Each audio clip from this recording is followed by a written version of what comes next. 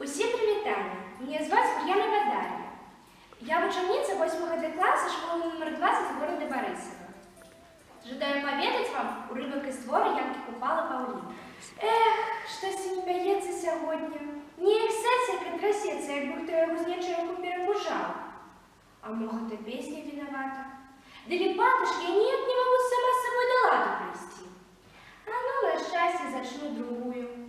Якой ж бы тут? Ага.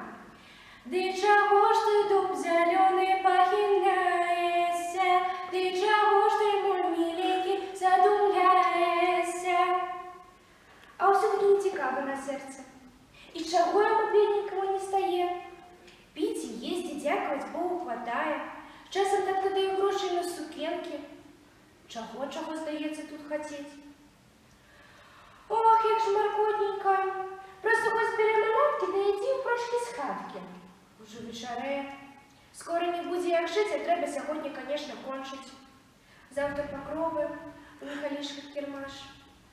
Каб хоча той прийшов, кого так хочеться сьогодні побачити.